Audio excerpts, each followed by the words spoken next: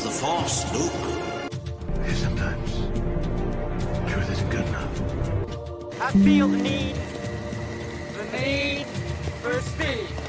Ray, when someone asks you if you're a god, you say yes! Because it's their time. Their time. Up there. Down here, it's our time. It's our time down here.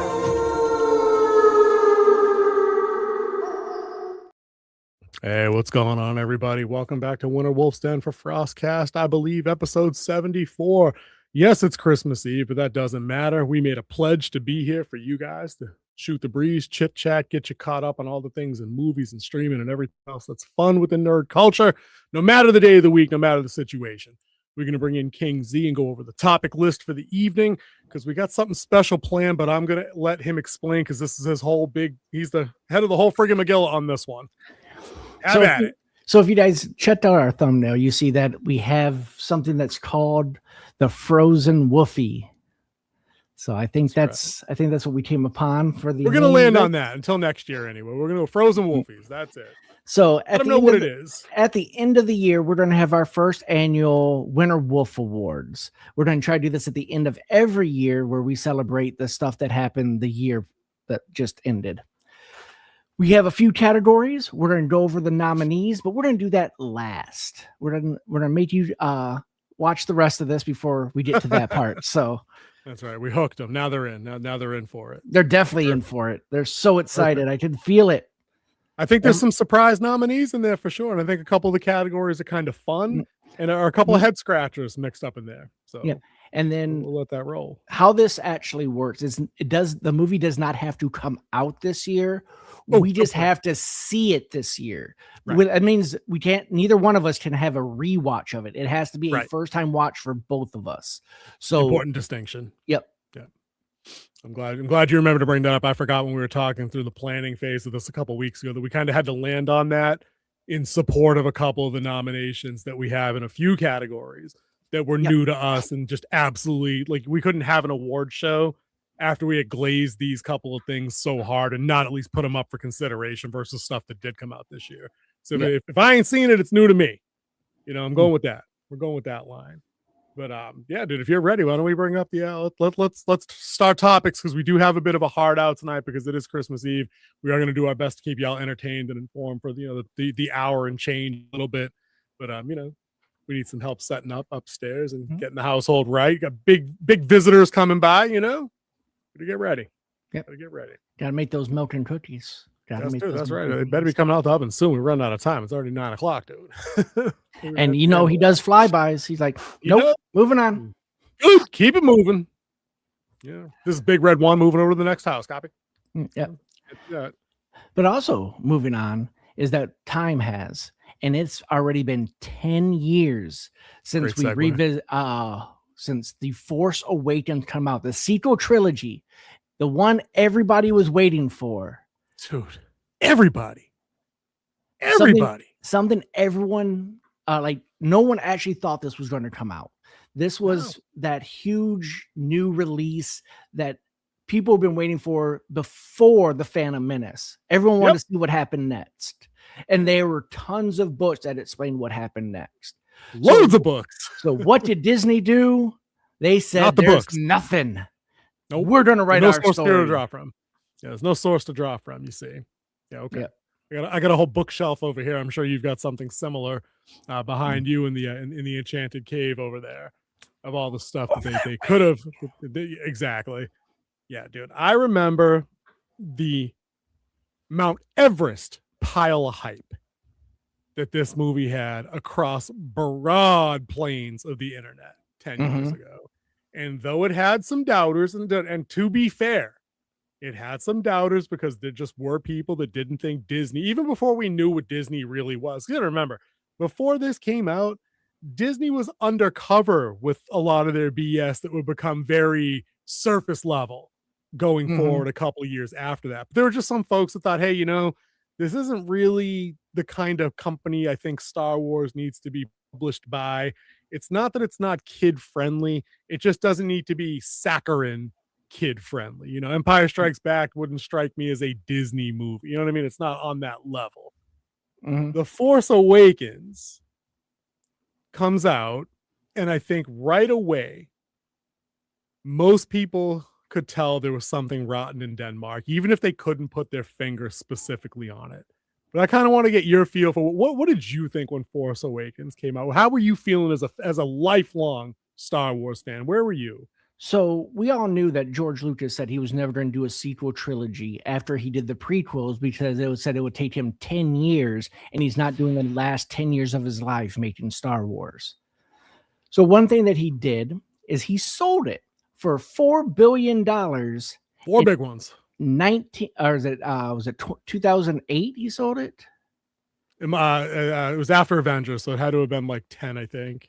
Well, it was before 2012 because he was a big believer that everything was going to end in 2012. So he wanted as much money as he did have. He's one of those guys to prep for it. And he's a Mayan apocalypse guy. Okay. Yeah. I didn't know that. Yep. Interesting. It was one of the things he was heavily believed in. It was one of the reasons why they thought he sold the rights to Star Wars to Disney. Get that bunker money. Yeah, did that bunker money. True. So it was a $4 billion sale. Now you got to think, yes, we have a few people now that have like $600 billion in net worth. But back then, $1 billion, there was only like one or two people that was on that whole $1 billion list. And most of them lived in Saudi Arabia. So it was crazy. Oh, there we go. Oracle says October 30, 2012. So right as soon as the clock was about to strike disaster mode. Yeah. True. But to get to the question, all right, after you saw Force Awakens, where were you at as a Disney fan, or as a Star Wars fan? Excuse me, you're never a Disney fan. I did not have a rotten taste in my mouth after Force Awakens. I thought it was when I was watching, I'm like, all we're watching is A New Hope just reimagined. That's all. I got that. And then it had a whole bunch of new questions, and we all knew J.J. Abrams took it over, and we know he loves his mysteries. So I was waiting for some of these mysteries to start playing out. Like, how did that one girl get Luke's lightsaber just randomly? That's a story for another day. Her words. And then she died. So we never. She died. We never saw her again until she was a hologram 2 movies later. We didn't think that far. No, didn't think that far. No, dude, true. So you're saying basically serviceable retread of A New Hope, pretty much. The end of the movie wraps up in a lightsaber duel and a Death Star run. Okay, that's pretty much. And you had a new Death Star that took the power of a sun to destroy a planet. When the Death Star did it with just some kyber crystals. Yeah. So this one needs a much larger power source. Yep. In Force Awakens defense, it was a super special laser that somehow splits hundreds of millions of light years away from its point of origin and then is visible in the daytime sky hundreds of trillions of light years away from all of its target planets, and then you can see the blast come up. But that's not even the dumbest thing about that movie. Dude, I'm largely with you, to be fair, right? I remember seeing Force Awakens and just being so naive at the time, because that's before I started a channel solo, long before I had brought you in to run co-pilot status, and I just wanted more Star Wars. For all their faults, I enjoyed the prequel trilogy as it came out. I'm not a big fan of Phantom Menace. A little long, a little dry. But Attack of the Clones is a popcorn movie, as you would say.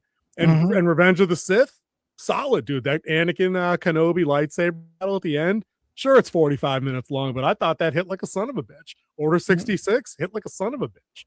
Like, I thought that worked in a lot of ways. That was the best one of the prequel 100%. Trilogies. 100%. The other two were the first one was extremely slow. And just uneven story-wise. You know, it all didn't add up in a lot of places. But the first movie in the sequel trilogy, I knew walking out something wasn't quite right, but I couldn't put my finger on a couple of things. I think the glaring thing that I walked away confused about, like straight up, is I've waited 15 years to see Luke Skywalker, and you guys gave him no dialogue and put him in a 10-second scene at the end, looking like Luke, like he did Jedi robed up. He's just hanging out in like this picturesque landscape in the middle of New Zealand or wherever the hell it is in real life. I'm like, okay, like, but say something, do something. Like, what are we doing? Like, the point of the movie was to find him. You found him, but now I got to wait 3 years. So I knew something wasn't what I wanted just off of that. And I stacked that on top of exactly what you just said. It felt like a big retread. And in the retread, there's nobody super compelling that I want more of. The minute Han and Chewie showed up, I'm like, okay, here we go. Han and Chewie are back on the Falcon. Chewie, we're home. I'm like, all right, well, we're taking over now, right? Nope. Mm-hmm. Nope, because it's still about Poe and Finn and what's her face? And it even ended up with Han Solo dying in this. Right. Oh, dude, don't even get me started on that. But I went that was a Harrison Ford call. Yes. Because he wanted to die in Return of the Jedi. Yeah. Yeah. Mm-hmm. I mean, the Brinks truck must have been big to get him back, but because it's not like it was just a bit cameo role in FA. Like he had work in that movie.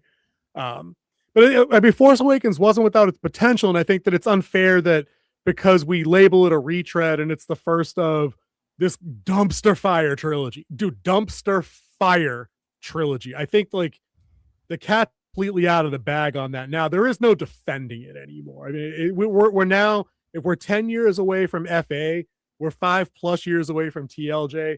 We're at that point now where people go, all right, well, like we can now take a more objective look at it. And I challenge anybody in the comments, in this live stream, in the chat, whatever, to defense TLJ. You can make a defense for FA, for Force Awakens, and say, that they had a new main character. Rey is kind of interesting. She wasn't really a Mary Sue until the whole thing got rolling. She was basically a Han Luke hybrid, had the scavenger skills. She was likable early on in the trilogy. She wanted to be more. She wanted the adventure. That's very hero. What do we call it? The hero's journey. There's a lot of that in there. It was until later that she got terrible. We had Finn. I think a lot of people really wanted, for me especially, really wanted the Stormtrooper, deserter, Jedi arc. I wanted that so bad, dude. Were you on board with that? Oh yeah, I was looking forward to see where Finn went, and of course, I also want to see where Kylo Ren, where he went, because I mean, it starts off with a banger move where he catches a blaster bolt with the Force, dude, something we've never seen before. OP. Right, dude, but isn't that that's such like a great new Force power to introduce where you're like, maybe someone could have done that at any other point and just hasn't, because it's not over the top stupid, know? So yeah, that dude, it was a banger entrance. I thought he looked a little bit like kind of gangly Ghostface coming down that ramp off the shuttle, but he looked a little dope. He's like, and then you had the whole mystery of who's this Sneed who's controlling them and everything. Snoke. That was right. Yep. Snoke, not Sneed. Snoke. Yeah, you were close. It wouldn't be an episode of FrostCast if you didn't hilariously butcher a character name, dude. That's why we pay you the big bucks. That's right. We enjoy that. I think and just to close that loop on new characters, Poe is a likable character, the hotshot pilot down for the Resistance. Like I think nobody dislikes Oscar Isaac. Nobody. No, I mean, he's a good actor. He's affable. He was great in this movie here, and criminally underused. But I think for me that the Finn thing sticks out where like, that's the most interesting of those three characters. And what did you do to the poor guy? You made him the fucking janitor, right? Made him a joke. And then you made him a joke from TLJ going forward. Yeah. This dude spends 3 movies just screaming Rey. There's a reason he's a meme. Rey! No, his best line after Force Awakens was, and somehow Palpatine's back. No, that was Poe's line. Poe said that. Somehow the Emperor's returned. It was Poe that said that. That's what we were talking about. No, I was talking about Finn. Oh, I was talking about Poe. You're still talking about? No, I was talking about Finn. He's just screaming Rey, like fucking every which way. For like the side quest that didn't matter just because they wanted. That's not a Force Awakens thing, though. That's a TLJ thing. Yeah, we'll get to that in a couple of years. Believe me, I got some shit to say about TLJ. But no, the Force Awakens is it's a missed opportunity. It's mystery boxes, like you said. It's nothing new beyond a couple of nickel and dime Kylo Ren Force powers. Remember, he did the Force mind rip also. He did that on Oscar Isaac's character, and then he tried to do it on Rey. I think that was the first instance of her really being a Mary Sue, where she somehow resisted that with no training at all. Like, no, because he's been trained by Snoke, like primordial Force being, we thought at the time. Thanks again, TLJ, for fucking that up. So they did set up a couple of interesting things for sure. And then they all went nowhere, like you said, off the roadmap. No idea, no guidance, no through line. It was just a big waste. But it made like $2 billion. Because everybody was waiting to see it. That's the reason why it made so much money. You had anticipation, plus you had people with more disposable income then. So it kind of hit a perfect storm. Yeah, the economics are definitely a little stronger in the day, that's for sure. Wait, I mean, hasn't someone on this channel talked about maybe they just need to go away for a little while? Just, bring back that hunger a little bit. Someone or our whole staff? Because I've 100% said that about Doctor Who, Trek, Avengers, not Marvel. You know what I mean? We've said that about all this stuff. They've. It's not like they only had a single misfire and you can hope to recoup like all those franchises that I just mentioned that we always talk about.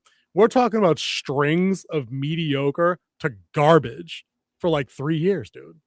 String of defeats. I know that you personally enjoyed Thunderbolts a lot. That's not saving it from John Q. Public being disinterested. Not to go too far sidetracked there, but I think the same applies here.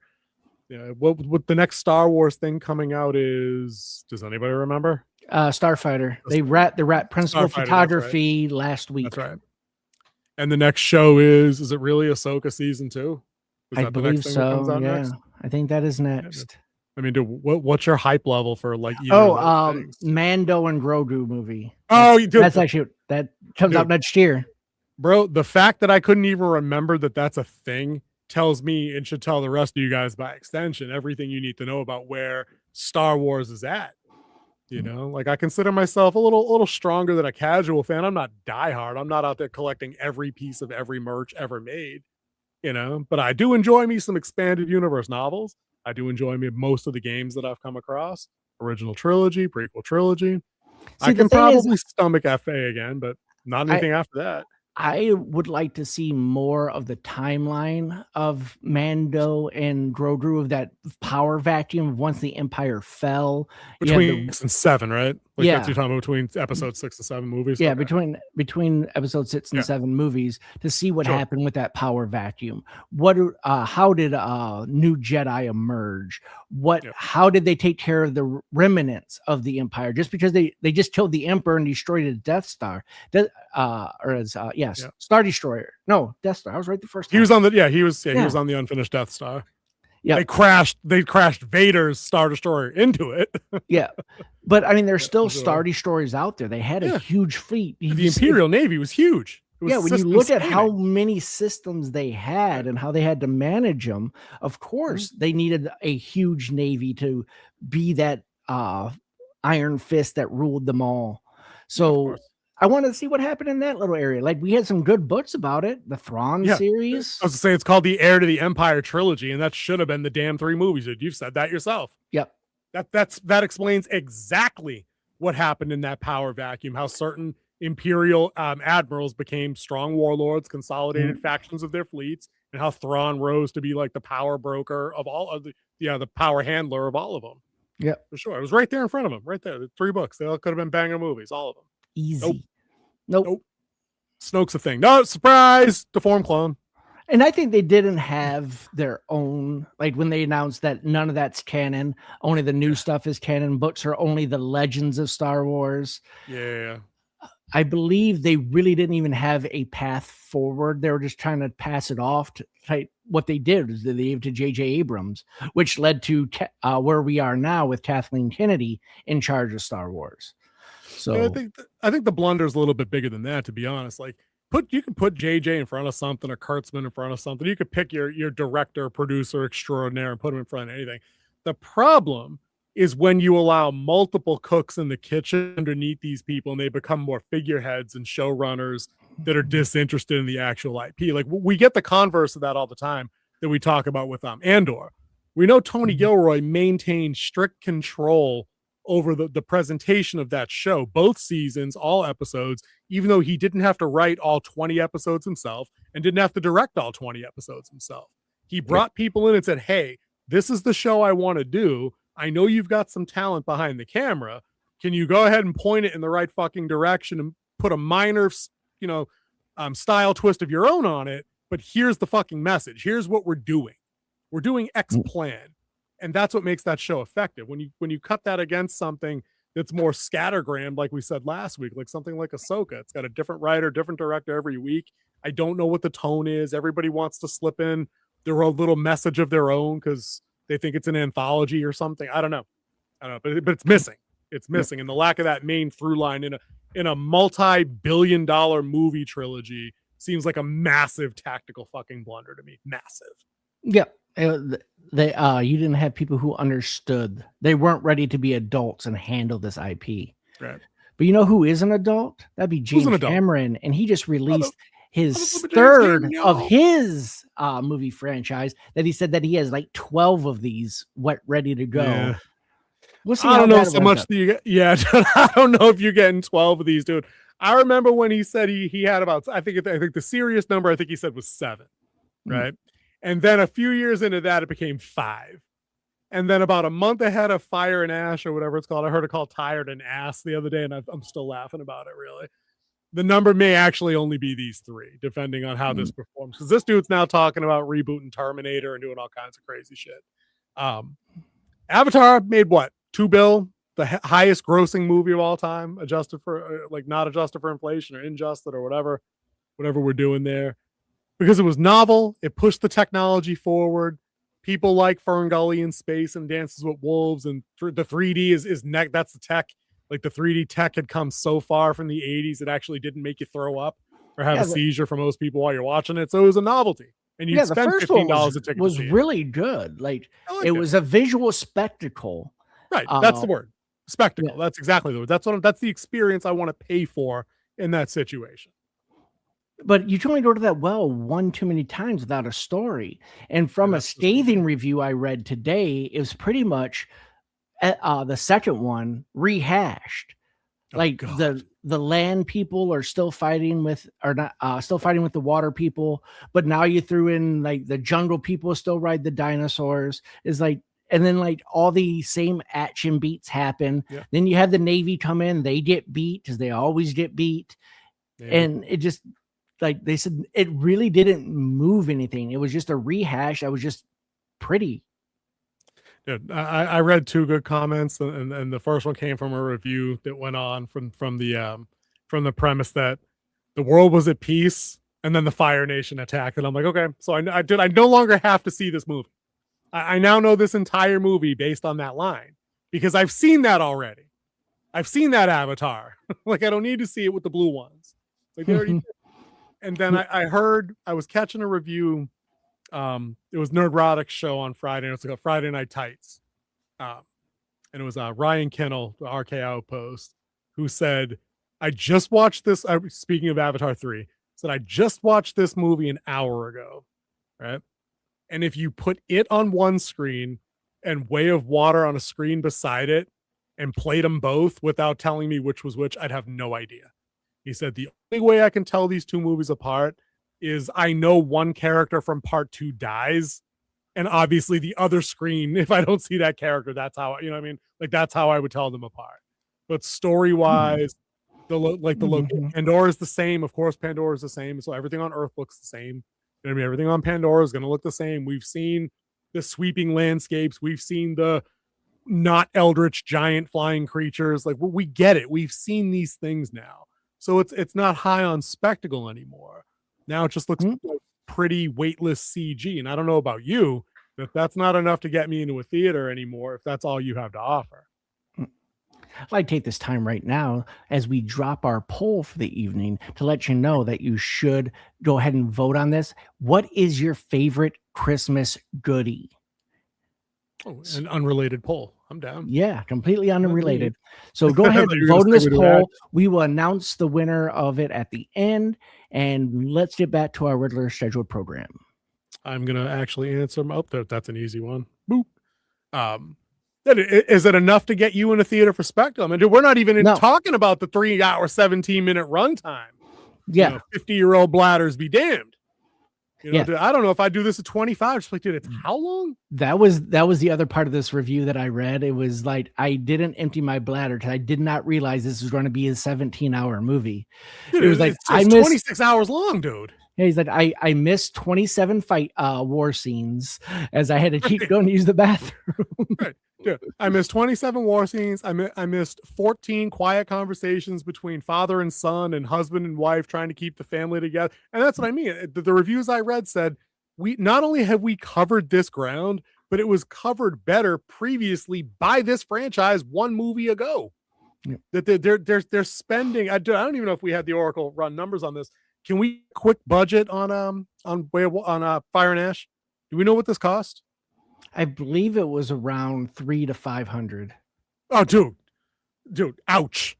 Like, how can you spend that amount of money and the only thing you have to say in 3 hours and 17 minutes is that humanity is bad? Like, that's it. Like, that's your message. We get it. The sky people are fucking terrible. But here's the thing: every other biological species in existence, when pushed to the brink of extinction, is going to do what it takes to survive. Period. That's how biology works. You know what I mean? That's kind of how we're wired. And everything. And we might be talking about the minority of these reviews, because I got a picture down here. Go ahead and pull that up of the Rotten Tomatoes. Wow. But I take that back. That doesn't surprise me, because what are the popcorn ratings for the first two? 91 and 95, 93 and 95. I was actually surprised to see the critic one so low on this one. That is true.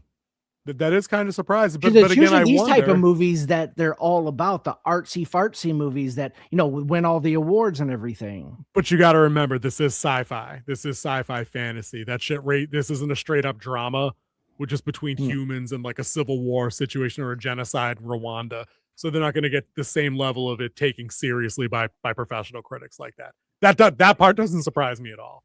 I'm thinking in my head, because this isn't offering anything new to Joe Q public, that is going to plunk down 50, 60, $80, whatever it is, to bring a couple of kids to this, because it is family friendly. Like, if you've got a couple 10-year-olds or 12-year-olds, probably especially boys, there's no violence here that's going to be anything worse than what they're going to see in a contemporary video game or Stranger Things. I think it should probably still be around PG-13. Yeah, but I mean, you could. But I'm saying, but that means you can take a 10 or 11-year-old. You'll be okay. Yeah. So that would appeal to them. But I'm wondering, those families, if they feel like they have Avatar 1 and 2 at home on Disney Plus, which this is Disney shit, right? So it's on. Mm-hmm. These are Disney movies. You can go watch these without having to drop $100 at the movie theaters. Like, take your kids to see Zootopia 2 instead. There's a SpongeBob movie out there. Take them to see that on Christmas break. Why would you want to sit there, especially if you're a parent with two disinterested kids, sitting there for 3 hours and 17 minutes? Yep. You know what I mean? So that's not really kid friendly in that way. It's not really friendly for, like, grown up ways. I'd be bored in 317 honestly, if it wasn't, like, I get that, like, Avengers Endgame was a long movie, but I was in it to see that shit go down. I was in it to see the portal scene no matter what, because we hadn't seen that in Marvel yet. I know what Avatar is. The family's here. The family gets broken up. One of them gets captured after they break up. They have to rescue that person. Big battle versus the sky people at the end. They have mechs. You have flying dinosaurs. Like, is it any different than that, really? Oh, snap. The Armorous is here. Look at that. Look who's staying up late tonight. The Christmas treat I like is not listed. That's because we are not allowed to list rum and vodka. Rum and vodka. Can't do it. Mm-hmm. But thank you, Armorous, and Merry Christmas to you and yours. I'll give you a shout later, FYI, if I happen to see Avatar, because I'm sure your little one might want to see that too. Except now, but and people are going to see it, because I told you I didn't. Funny. The box office to date has made 450 million worldwide. That's whoa. 450 million? I thought we said 350 million pre-show. That was just the international. That didn't include domestic. I thought that was combined. Okay, no. All right. The international community loved this movie. Apparently, they turned out. they turned up. Check this out. But I think they gravitate to American sci-fi because it is big budget in a way that a lot of international sci-fi isn't. And one thing to understand about the international market is not all U.S. movies go to China. Right. There's like 4 a year. This is one of them. And China is the #1 international box office for this movie. For sure. But I guess at this point, if we're gonna agree, we do a gentleman's agreement that the budget here is 350, 400 million, they've got to comfortably get near that or over that $1 billion mark to be considered successful. The first two Avatar movies legged out. the competition is low in this demographic age. And this month, movies. actually. Right. Yeah, dude, there's no Marvel movies this month. There's no Star Wars movies this month. There's no big ones. Last month, the last 3 months, that's when all the titles came out. This month, and a lot of them bombed. Dude, so to imagine if Avatar had come out in like November, it would still be killing the box office now because everything else I think was such a weak entry. And the only thing that's really going against and something I want to see, I'm going on Sunday to see it, and that's Anaconda. Dude, but even Anaconda don't want no part of don't want none of Avatar. Yeah. That's not exactly counter-programmed. Anaconda don't want none. Yeah, there you go. Well, I'll head tap for that for you. We had talked about if we were going to go check this out. Dude, I'm not motivated. I honestly, dude, I haven't even brought myself to watch Way of Water yet. And now that I'm hearing this is like a retread with a semi-interesting villain in the Fire Lady. I've heard Stephen Lang was really good as a Quaritch. I've heard he's pretty good as Billy Badass bad guy in this one. But you know what? It's Stephen fucking Lang. That makes sense to me. That tracks. But again, 3 hours and 17 minutes, dude. 2 hours and 5 minutes. Okay, I can make a case. But we're not talking about trimming 10 minutes off the run to get there. We're talking about an hour and 10 minutes to get out of there. Yes, hour and 10 minutes. Yeah, I can't. I just can't, man. The Armor says if the new Avatar was shown on a plane, I'd walk out. And there it is, your joke of the year, courtesy of the Armor. See, I knew you had it in you to stay up this late. I knew it. Thank you very much. Don't walk out. Don't walk out. Not everybody's buckled in at the same time. Just saying. Just saying. But please take me with you if you do. So speaking of planes, we got to take a plane to jump over the pond. Because it's time to talk about our favorite show to talk about. It is. And it's time to bring up Robin in the Hood. Or Robin in the Hood. Robin Hood. Robin in the Hood. Robin the Hood. Yeah. Robert Loxley. Robert of Loxley. Yeah, he has like 7 He's got like 9 names. Dude. Yeah, I don't know what's going on, man. Yeah, they're just up there just calling him whatever they want him to. Right. So here. Are we strong or are we dropping? Are we going up still? We're still going up. We're still going up. It's holding strong. I think this is a pretty for a show made about a legend that's been out for 600 years. You have at least 20 different entries between series and movies. Dude, 20. Dude, this tale's been rewritten 900 times in 900 years, I'm sure, dude. But we're only here to talk about this one on MGM. Yeah, and that's the second last episode. Yes, it is. Number 9. So I think with this telling of it, I think it brings it more into the real life of what life was like in the Norman invasion, taking over and becoming the rulers of England and all of that. So I think this was a very well put together show, well timed show to come out. And really, I think it got MGM on the map. I think we had a little something to do with that. we taking credit for that? I am. Can we actually do that? Sure. I think we get, I don't know if he's here, if he's driving, and drive safe if you are, Pape. This was actually Pape's suggestion, so I think we got to give him credit. So on the hey guys, can you guys check this out? Because it might be something. It might be a thing. I'm the one who brought the trailer, and we talked about the trailer, and he said that he will pay for us to watch it. He sponsored it. That's right. Yeah, he sponsored it. Yeah, you're 100% right. And if you want to sponsor our show and keep the lights on here, super chats are open all day, and we'll read them immediately. There we go, dude. I gotta say this right at the top of this review again. MGM Plus, I implore you, please fire your video description guy, dude. Again, dude. I'm gonna read this, and so maybe do we have the spoiler? Do we even need the spoiler thing for Robin? Do we do the woo? Do we do? Yeah, we do it. We do it. Hit that real quick because I gotta make a point here. Oh. Yeah. Woo. The oracles. Oh, I gotta read you the description, right? Hold on. Oh shit, I hit the button. Hold on. Might actually play the video. Don't sue me. Hold on. Right. This is the video description to episode 9 of Robin Hood on MGM Plus. In response to Henry's death. Now, at a glance, you'd get upset, but we knew that happened. We've seen it. That happened in the last episode. Right. Here are the next 3 sentences. Robb burns Warwick's manor and kills him, driving Tuck away. In Westminster, the sheriff visits Eleanor. Prince John uncovers Marion's spying, forcing her to flee with news that the king has sent Guy of Gisborne to kill Robb. Dude, that's literally 2 of the 4 major plot points just dropped right in the middle of the description in that episode in 4 lines. Yeah. Like, Robb kills this dude, and John figures out Marion's a spy and smacks her up, and now she's running away. Like, why? Why? Like, you have 2 other plot points in that description that you didn't blow, so you obviously know how to write the description the right way. Fire this person, please. After the new year, after the holidays, fine. Yeah. You know what I mean? Let them get paid through the year. But seriously, these are terrible, dude. And at first, and when I clicked on this today, when I first fired it up, I read, in the wake of Henry's death, I'm like, did they just say the fucking king died? Did they really just open this episode by telling me the king died? Because I'm driving to MGM. We have to take a Winter Wolf's End road trip and be like, listen, stop it. We like this show. We want to watch this show. I enjoy this show immensely. I can't take these video descriptions anymore. I can't. Oracle says he should work with movies to give everything away in the trailer. Dude, but can we get them all in a room and then hit it with the drone strike? Is that a thing? Because I need them to go away too. I'm tired of that bullshit. I'm looking at you, Lord of the Rings, 2 Towers. I didn't remember Gandalf came back.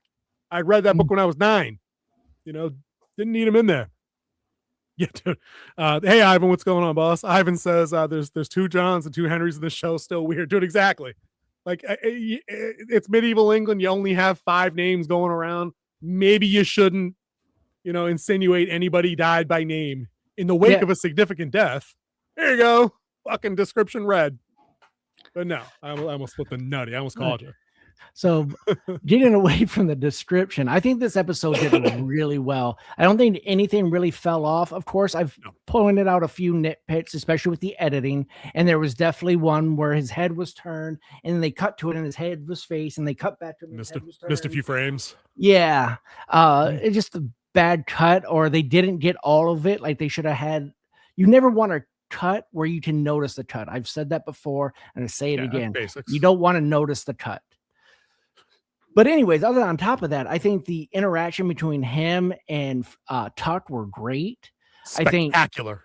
I think Tuck is coming into his own. I liked how he justified the killing. He's like, yours is out of revenge. I was defending myself. One of these things are looked favorably upon. One of these things is not like the other. For sure. Dude, I've been waiting for a Tuck episode. I think I've said that the last couple of weeks, is that I wanted more of that moral back and forth.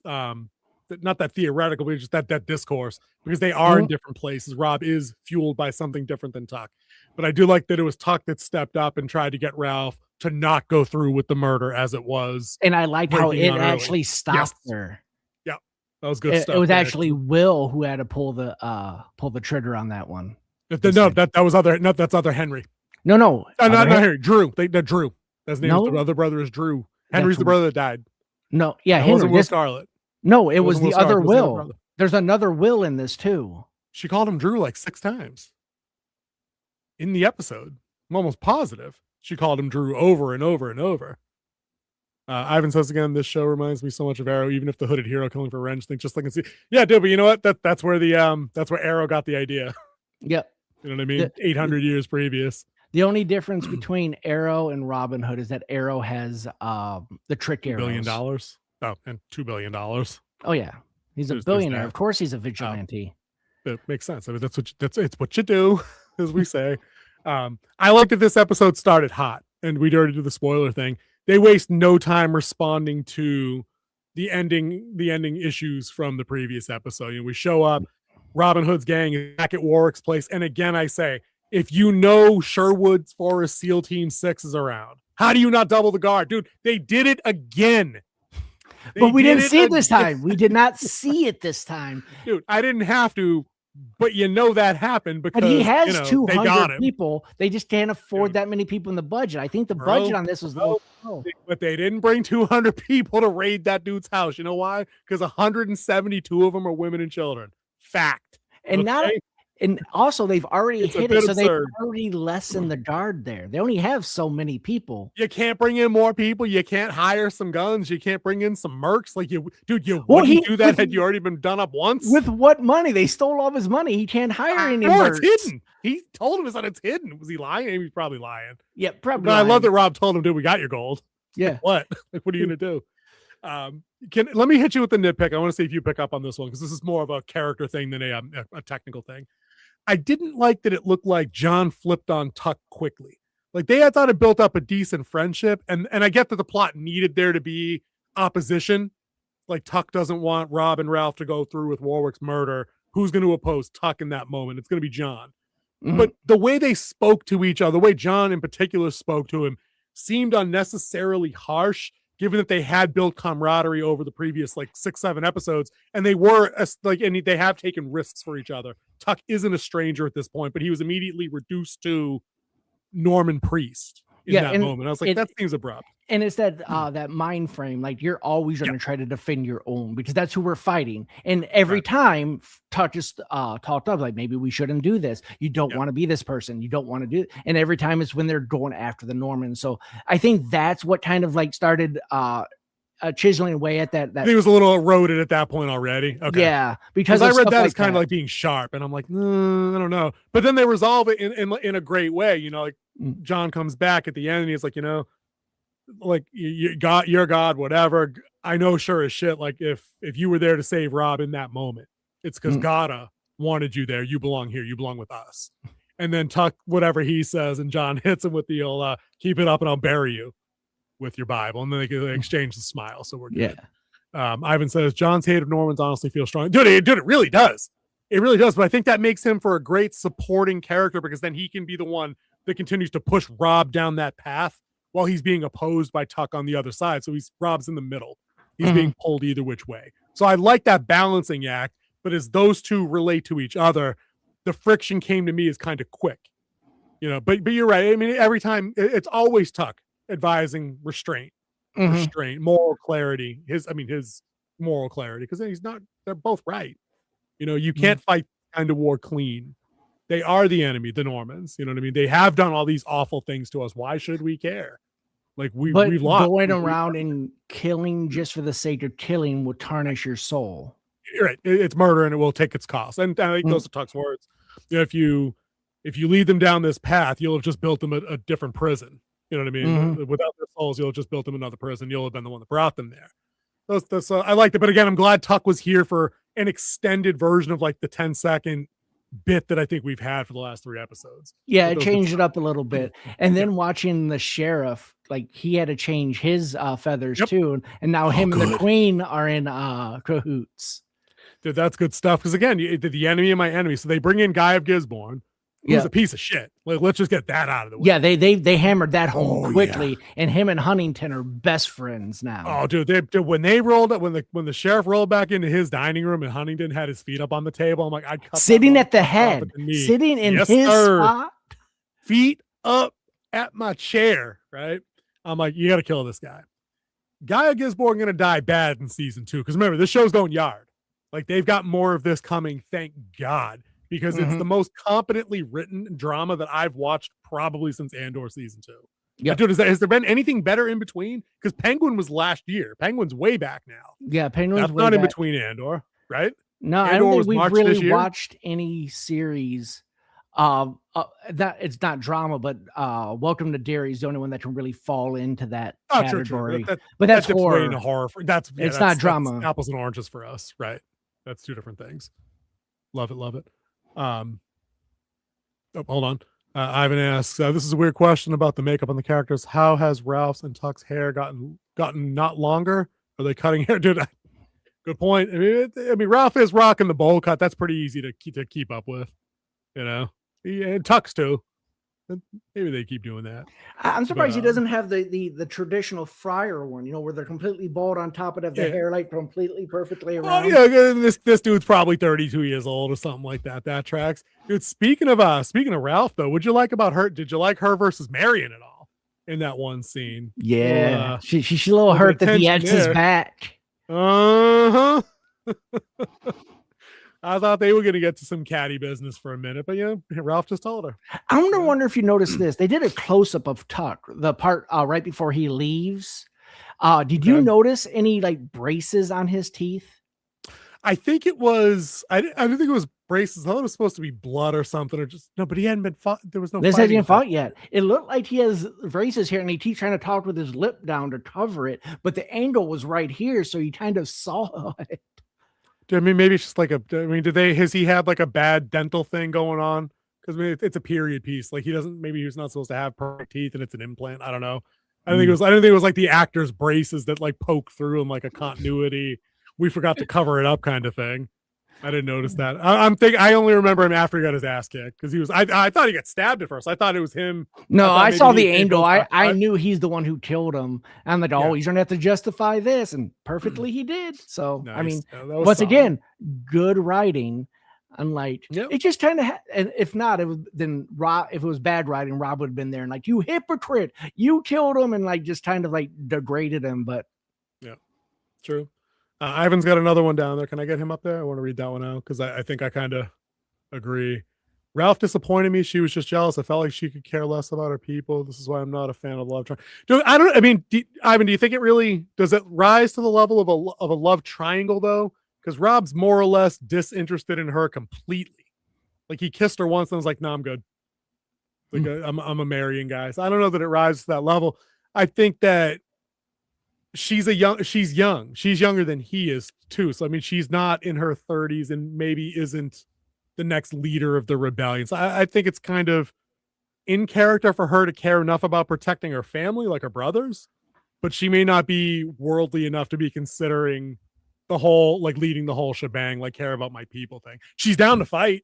Like that's about as much care about my people as I think most people have in them.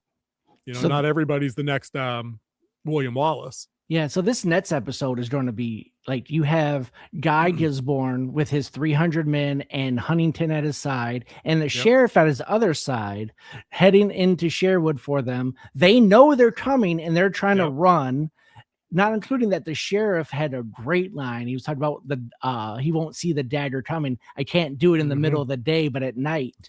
Fire and smoke, baby. Fire and smoke. Yep. Good shit. Yeah, dude, I'm looking forward to the next episode too, because this one wraps on the absolute diabolicalness of Rob and Marion discovering Guy of Gisborne's version of Order 66, which was thankfully not over the top graphic ridiculous, which I can appreciate. I just don't need it anymore. I'm good. Real life's ugly enough. Like I don't need to see people completely cut down on screen. They did just enough of it to prove the point. Guy of Gisborne is a scumbag. Huntington has lost his soul. He's a scumbag. They're both going to die hard. Ivan says episode titles is named One Enemy Falls, Another Rises. Which enemy is which? Awesome. Don't read the description. That's all I'm saying. Yeah, I'll definitely tell you exactly what's here earlier, dude. Don't read the whole description. It'll probably blow the whole thing. Please don't spoil it for us. We're looking forward to it because I think this is going to end on, if they're smart, I think this ends on an Empire Strikes Back situation. I think Robin's band should take some losses in Sherwood and be on the run heading into season 2. Like they're not going to eliminate Guy in an episode. No. Not the night of the He's round. villain going forward. Ivan says dude, I'm not going to risk it until Sunday morning next week. I'll be honest with you. Yeah. Like come back, like and follow, subscribe, do all that stuff. We love talking about this show. We will talk about this show next week for sure. I'm not looking at the item description until Sunday morning. No chance, just in case, because this is one of the only shows I look forward to watching week to week. But I think in the aftermath of Sheriff dying, the sheriff's dead. Priscilla's also dead. Her baby's also dead. The queen, she's not dead. Like, no, I'm good. No, dude, speak the pregnancy though. Yeah, they gotta talk something about that by the end of this season because dude's peacing out. Like, what does she do? Does she self-abort? Does she do something ugly to get him to stay, to hurt him? I don't know. She's not playing with the full deck 100%. 100% she's not. But we also know Prince John does not die in Rome. So we will see. Well, we'll see how that plays out for the Sierra Marshal. Now, the last thing I'll say about this episode, right, is that Prince John is perfect, right? He was charming at first, valiant hero. Dude, he's exactly like I said when we met him. He's the fake boyfriend from Frozen, dude. Everybody fucking loves him because he's handsome and this and that. Dude, after he backhanded Marion and stepped on her spine and basically twisted her head around, I'm like, all right, now we got to throw hands at this piece of shit. That's inevitable, because when Marion tells Rob that he did that, shit's going to pop off and it's going to be ugly. That he was grinding his boot heel into her spine. That's some savage shit. Ivan says, Nottingham finally became complex to me. I hadn't seen it in the first few episodes, fair, but this episode almost made me think he'd team up with... Dude, I had inklings of that too, and I think I had that right before he went in to tell the queen, hey, or the queen visits him, or whatever, however order that went. Maybe we need to work together on this one, because if we lose, we both lose. And with Guy of Gisborne, I think you might get the sheriff on Robin's side, and then Guy of Gisborne becomes that sheriff that we hate and loathe in all the other versions of Robin Hood. Oh, true. Yes, he could become the Rickman sheriff. Yes, that could work. I don't want to. I mean that conceptually. I don't mean nobody can do that version. Cut your heart out with the spoon. This guy's already a sadistic scumbag. You're just talking about like the bad guy sheriff instead of a bad guy of a situation, like the sheriff that we've seen with Sean Bean's sheriff. Right. And that would be a perfect juxtaposition, because Bean's already given us that layered approach to that kind of villain. He's complex. He's the hero in his own story. He believes what he's doing is right in the name of the king, in the name of the law. The show can now afford to have a more two-dimensional villain in this Guy of Gisborne piece. That's right. The mustache twirling. Yes. He can twirl the stash. The show has earned it with me. And the last thing I'll say about this episode, so we can get into the nominations, is Will even important? Dude, he's supposed to be. I think King Z was right. I think we're probably going to catch his father dying at some point. Maybe it's next episode. Maybe that's the thing that sets that plot arc into motion finally in the season finale. And that brings Will on board into the resistance. Because right now he's just a court doing court shit. Yeah, it's going to take his father dying. 100 King, you've been right about that since episode 1. Yeah. All sure. Right. Great show, dude. Great show, man. Great show. I recommend this enough. We need more of this type of writing, this type of show. We need more of this and less of the crap that we've been getting for the last 2 years. Dude, I mean, not that it's perfect, but it's taken seriously, and I can see where the effort has gone in. Even where the imperfections tend to come up, but it's not enough to break my interest in the story and the character development and how they execute the smaller plots as they go. It's worth a watch, 100%. All right, dude, let's get into the fun stuff. All right, really fun stuff. So the end of the year is upon us, and we do 2 major episodes, and this is going to be starting of those 2 major episodes. This is going to be the first annual Winter Wolf Awards. Go ahead and run that first one, the award opener. That's right. We are doing a award show next Wednesday on New Year's Eve, highlighting all the great things that we have watched. Now I'm going to go over the rules one more time about our nominations. Our nominations came from movies and series that we watched this year. And that doesn't mean it has to come out this year. It just very important. It's just something we've watched that neither one of us has rewatched. So it's a first time watch for both of us. So our first entry into, and it'll be probably the first one on the show, we have best superhero entry. That's right. You just see the award right there. Nice. He's looking beefy. And the nominees are Superman, Fantastic Four, Daredevil Born Again, and Thunderbolts. This will be an interesting one to pick from, because not a whole lot of these bowled me over. The next one we have is best sci-fi. This is both TV shows and movies. I'm happy we combined those, by the way. And our nominees are Jurassic Park: Lost World, Murderbot, and Tron Ares. We need to watch more sci-fi for next year. And now that we've expanded the rules to be able to include things that are first watch for us, I think we can have a deeper category now that we have that set into the rules. Cool. All right, coming up next, we have best horror. Huge for us. Yes, huge year. We covered a lot this year in horror. Yeah. Huge So freak. what our nominees are: The Conjuring, Last Rites, Barbarian, Weapons, and Sinners. And we had to leave off a couple of absolute stinkers just to, put these bangers up here. That's And some right. middle ground ones too. We got a lot. All right. And then our next category is the best hidden gem. This is something that it was under the radar, and then we kind of found it and just loved it. And Robin Hood is our first nominee. Next will be K-pop Demon Hunter, and then Murderbot over on Apple TV. Mm-hmm. This is going to be a tough category for me personally. Yes. Our next is our biggest dumpster fire. Okay. There's always those shows that just disappoint you, or those movies disappoint you. And our nominees are we narrowed it down to these 4. Alien Earth, Last of Us Season 2, and Until Dawn. All of these did not do well with us. Funny that there was only 1 movie in there and 3 streaming series, but like you said, we were combining things in the name of brevity. Now, this middle part here, we do not have nominees. These have already been named of who these will be, but our next one is our Hall of Fame. That's right. The Winter Wolf has a Hall of Fame, and we have our first entry of class of 2025. We only have 1 entry of 2025, but we might have more in the future. And our next one after this. That's our version of lifetime achievements, and they'll fill the Hall of Fame. Yeah. And then we have Warden of the Year. That's right. The warden who's been with us, or someone who's really hit home for us, will win the Warden of the Year award. And then we get into the big ones, the ones everyone wants to see. We have this one of the year, or a series of the year. And there's the typo. Found it. Yeah. We have Robin Hood, Welcome to Derry, and Andor Season 2. I don't think anyone's going to be these are not supposed to be there. Nope, no chance. I'd love to see somebody argue against any of those 3. Yeah, all of those are pretty banging. And then the final one, Movie of the Year, the final category. Impossible, dude. This one's going to be impossible with these nominees. Go ahead, lay them on me. The nominees are Train to Busan, K-pop Demon Hunter, Frankenstein, and Weapons. Dude, it's impossible. Impossible. All right. So it's going to be a lot of fun.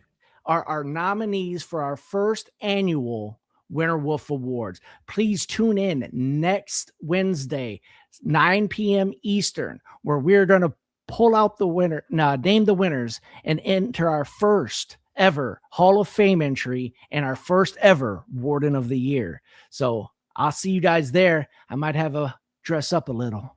Did I already have my attire set aside? Yes, I do.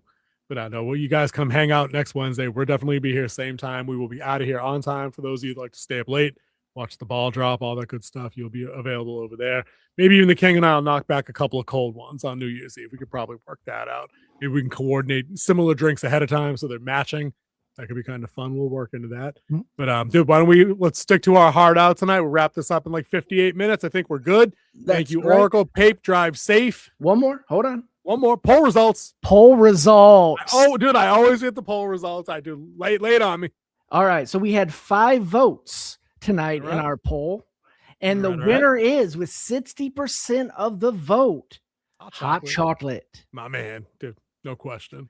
And you put a little extra this and that, a little bit extra. You know what I'm saying? It's versatile. And then our second is candy cane with 20% of the vote. Yeah. Nobody was going to pick fruitcake. That's a tough one. That's a tough one, but that's a tough nut to crack. Or a tough cake to eat. Hey. All right. Well, you got to go do Papa stuff. I got to go watch our 2 Christmas movies. We got the Muppets Christmas Carol and Die Hard tonight. So thank you for making me watch that, by the way, again. I still appreciate that a year later. It's a new favorite. It's an awesome movie. Tomorrow. Dude, I gotta go finish wrapping some gifts. I will be watching National Lampoon's Christmas Vacation. That needs to be done at least by tomorrow. And and TNT still does the 24 Hours of a Christmas Story. I gotta catch that at least once. So that's gonna be it for us, guys. Dude, Merry Christmas, everybody. Drive safe if you're out there. Hug everybody. Bury hatchets. Say kind things. Do good things for people. And the King and I will catch you next week. Be good, everybody. We'll see you later. See you.